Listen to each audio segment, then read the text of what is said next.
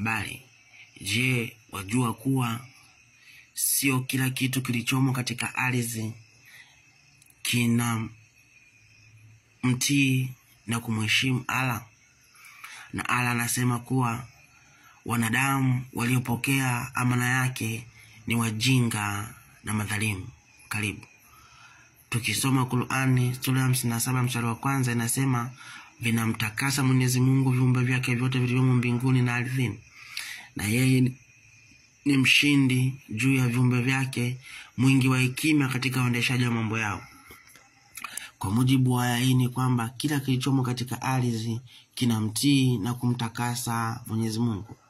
Hivyo sio, lakini kwa mujibu wa aya hii inaonyesha kila kitu kilichomo katika ardhi vinamtii Mwenyezi Mungu, lakini sio kweli, maana kuna baadhi ya milima na ardhi havimtii Mwenyezi Mungu na vinaogopa mambo yake na vinakataa.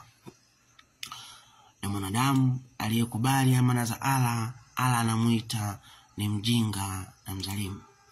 Ukisoma Qur'ani sura yake ni ya 33 aya yake ni ya 72 inasema, kwa hakika sisi tulikadimisha amana kwa mbingu na ardhi na milima, na vyote hivyo vikakataa kuichukua na vikaogopa, lakini mwanadamu hakaichukua, hakika yeye amekuwa zalimu mjinga.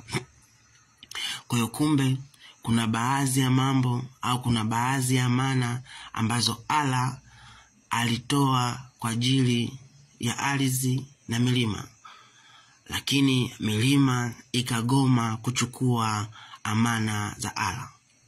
Mwanadamu ambaye ni Muislamu akakubali kuchukua amana za Allah. Allah anasema mwanadamu aliyekubali kuchukua amana zake yeye ni mdhalimu na ni mjinga.